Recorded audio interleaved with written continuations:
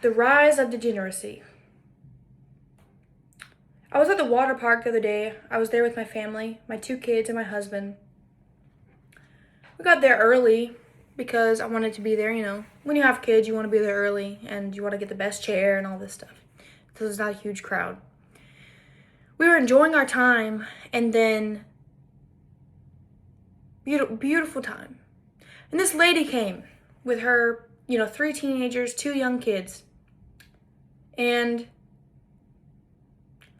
we were sitting in the area where toddlers are supposed to go, young kids 5 below are supposed to go. Not too many things going on, just sprinklers, water guns, a couple slides.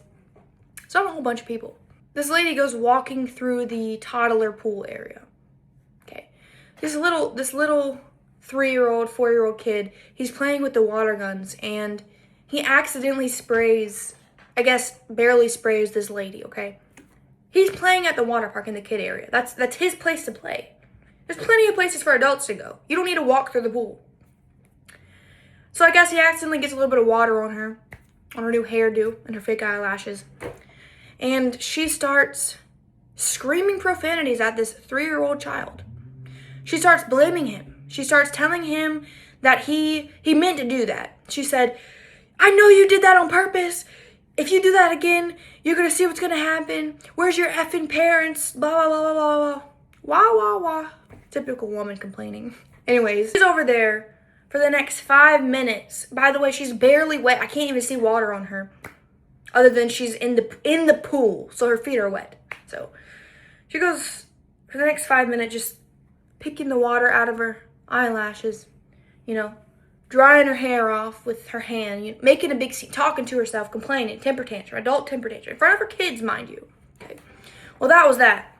It was very entertaining, but very degenerate. Entertaining in a negative way. All right, so 5 minutes goes by, and another kid, maybe he's 6 or 7, he starts playing with the water guns. They're automatic water guns, just like they're cemented into the ground. They're spraying out water. You can only go up and down with them. You can't take them around. They're cemented in one spot. So, for example, if I didn't want to get sprayed with a jet of water, I would not go in the vicinity that the jet of water is spraying, because they literally can't move it anywhere else except that spot. I know, it sounds crazy, right? So, he's playing with his water gun. His parents are sitting behind him under the tent beside us. So he's spraying this water, and it's not even touching her. Like I said, you can't even move the cemented gun. She starts screaming at this kid. "I see what you're doing. You better not try to spray me. Blah, blah, blah. F this, F that. Where's your parents? Who raised you? If it was me trying to do that, it would be a problem. This and that." This is a grown woman, guys. And so the parents are sitting behind him, and they tell him, "Son, keep doing what you're doing. You're not doing anything wrong. You're fine. Enjoy your time at the water park." Well, the lady just starts screaming, talking to herself. She's still drying off the non-existent water in her eyelashes, okay? Well, she starts yelling at the parents now. Yelling at them. Just disgusting profanity, nasty language in a kid's water park in the baby section, the toddler section. And then she says, "If your son sprays me, you're going to watch me drown him." To the dad. And I'm just sitting there watching all of this as if in disbelief. I can't believe that this is happening, because what has the world come to? There's always been bad people. There's always been liars and cheaters and murderers and degenerate people like this woman.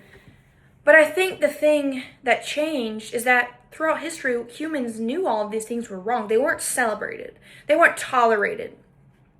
They weren't allowed. They weren't talked about. They weren't egged on. And the point of this story that I'm saying is that this lady was doing all of these things that are, in my book, completely wrong, completely degenerate, completely disgusting behavior. It's disgusting behavior. She should have been kicked out of that water park and banned, as far as I'm concerned. She's a grown woman acting like a baby, okay? The workers go over and talk to her. Oh, by the way, sorry, her teenage kids are just all standing there. They look like what's a good way to put it? They look like hyenas in a pack. They look like they're just all there, egging this on, supporting this, laughing, supporting this behavior, which is insane to me. But that's one of the point I'm making, is that something that should never be supported is being supported. It is so openly celebrated. So the worker came over there and they asked them to leave the area. Why are you telling these people to leave the area when they should be banned from the water park for acting in this way? Sin has always been rampant in the world since the fall, since the beginning of the world, since the beginning of time. Sin has been here. The problem isn't so much the sin. Of course, that's the problem. But what I'm talking about in this video, the problem isn't the sin, it's the pride. Why are people becoming prideful of their sin, of their degeneracy, of their disgusting acts? It's no longer shameful or embarrassing, but people take pride in these things. For example, women are told everything is empowerment, from abortion to promiscuity to leaving their man to divorce. Whatever it is, the most degenerate things, such as abortion, which is murder, by the way, is being portrayed as empowerment. It is being celebrated. People celebrate abortion. You celebrate killing your unborn child. You take pride in that. You treat it as if it is just deciding what color hair you want. You treat it as an outfit. Oh, I'm pregnant? That's fine. Let me make an appointment real quick, pop a pill, and kill this child. This is more of an issue than we realize, because it is so twisted and backwards and disgusting, degenerate. Bring back shame. Judgment and oppression is not the same thing. Judgment is a useful tool that should be used moderately and by wise understanding. Shame is something that should be used as a tool to invoke a negative emotion, to repulse people from acting in a certain way. A culture that refuses to judge eventually loses all standards. Look at the story Sodom and Gomorrah. Love Island, The Bachelor, Secret Lives of Mormon Wives. Millions of people consuming dysfunction and calling it entertainment. And accepting that, and normalizing that, posting that, promoting it, enjoying it. Whenever a society accepts chaos as entertainment, chaos becomes normal for that society, and so on and so forth. The parents of this generation pass that down to their children, and then their children don't question it, probably consume more dysfunction and disgusting things, and pass that down to the next generation. And then what do you have? A bunch of degenerate, dysfunctional wildebeests running around. Another thing that I'm passionate about is that most humans care more about being accepted rather than being respected. And this is something that I've fought against for quite a while now, since about 19, 20 years old.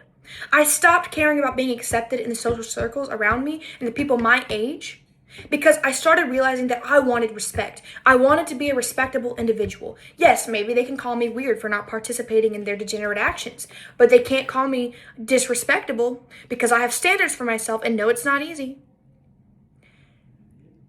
A great example I remember from this past week was the World Cup was going on, and I believe it was Ronaldo.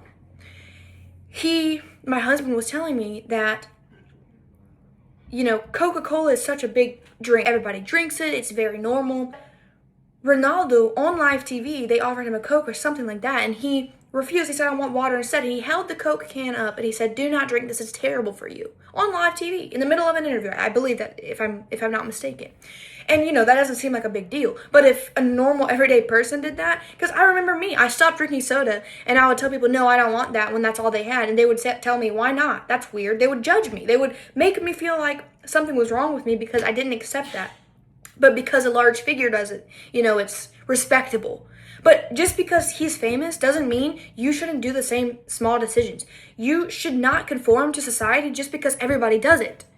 Just because everybody is killing themselves and poisoning themselves slowly through sodas and fast food doesn't mean you should do it if you know it's wrong. Just because it's harder doesn't mean that it's wrong. The things that are right are usually more difficult, and the things that are wrong are usually so easily accessed. A society that loses self-respect eventually loses respect for everything else. There's too much empowerment going on in this world. There's too much pride going on in a world that should actually be very shamed and shameful of their actions. Gay pride. Why are you celebrating being mentally ill? Why is this a celebration? Body positivity. Why are you celebrating being overweight and killing yourself slowly? Why are you celebrating that? No, I'm not going to put you down and try to bully you. That's not right either. But it should be talked about. In church, one of the biggest sins that's overlooked is gluttony. I love the church I go to, but my pastor and a lot of Southern Baptist pastors talk about Chick-fil-A like it's the Lord's chicken because it was a Christian company. Okay? What's wrong with this? Any person with a fully developed brain can look up the ingredients in a Chick-fil-A chicken sandwich. And they can see that the chicken patty has 50 ingredients. Why does a one ingredient food have 50 ingredients? It's poison. And if you can think straight, you can realize this. And so when you realize this and you know this, why are you then promoting it? Why are you joking about it? Instead of speaking out against it, instead of shaming that food, shaming that habit of, let me get the kids fast food because it's easier than cooking. It's poison. It is mockery in the eyes of the Lord because you are eating things that are not even food when the Lord has given you food. He has given whole foods. This is just an example that comes to my mind. Gluttony is never talked about. Churches in the South, at least, they bring dozen donuts to church on Sunday morning sometimes for the people. You might say that's nothing wrong, and I don't think that the people are doing that out of ill will, but imagine an overweight person or a person that struggles with food addiction. They're eating those things. There's no shame in it because it's so easily accessible. It's so promoted. Food is such a tool that is used in such a bad way, in such an addictive way, and it's never talked about. That's just one that comes to my mind. Aristotle talked about how we are what we repeatedly do. That's why I believe the rise of degeneracy matters so much more than we realize. Because human beings and societies become what they constantly celebrate. So watch what the society is celebrating and go the opposite way. You should be worried. The worse the things get that we celebrate, the worse the state of the world. If a culture constantly celebrates chaos, it will eventually become the chaos. You will be living in a dystopian, dysfunctional, degenerate reality filled with narcissism, lying, cheating, selfishness. And it won't be shamed, it will be celebrated. And that's the world you're going to bring your children up into. Watch what you do. Watch what you promote. Watch what you invest your energy into. Because even just watching something, commenting, spending your time doing something matters, and it does add up.